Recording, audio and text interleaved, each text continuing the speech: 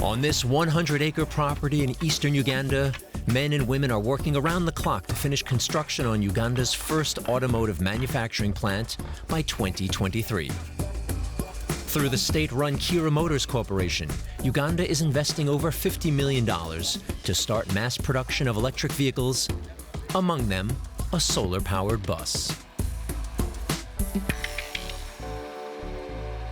Yeah, one of the beauties that we have as a nation is we are located along the equator, and you will receive 8 hours consistently every day throughout the year of sunshine. The enhancement of efficiency in that area is still an area that is being studied by so many researchers to see if even the technology we are using might be the right one to enable us to have maximization of efficiency, to utilize the amount of energy we are generating from the sun within a specific cross-sectional area.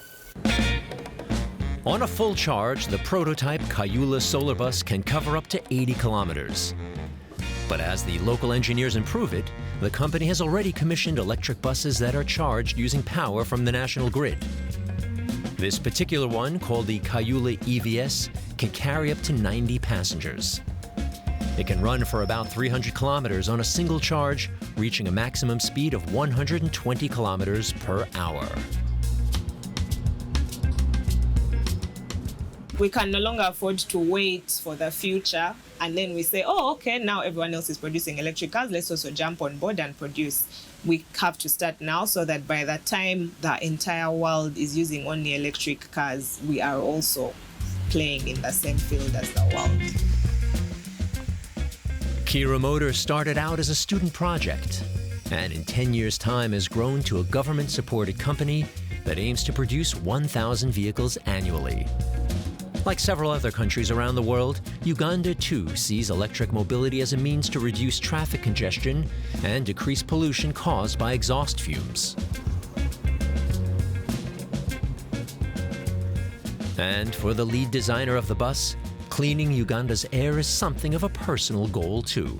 This friend of mine is asthmatic, and she says that whenever she's in Kampala, her condition gets much worse. She has to be more conscious of where she is. She has to carry her medication with her, her inhaler, and her breathing is really much worse when she's in Kampala compared to when she's in up country where she stays. So really, definitely the solution we provided makes me feel better, because I think we can have at least her problem addressed to a certain extent.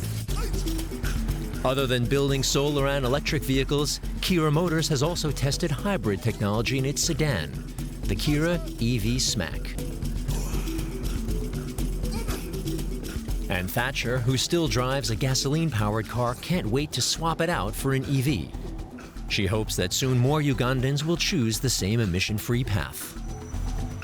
I would really love that we have a car on the road by 2025 that can allow me to drive an electric car in the next few years and reduce the impact of the internal combustion engines on the environment. I believe we have technology that can be able to change the game in Uganda and Africa, and I know that soon we'll be able to provide passenger vehicles that a person like you and me can drive in the next few years. E-mobility is not new to Uganda's roads. Some private companies have already introduced electric motorcycles that are used by bike taxi operators in Uganda's capital, Kampala. The e-motorcycles have found favor with the Ugandan public. Then there are electric bicycles, like the Afra Cruzy. This model runs on batteries that are charged by solar energy.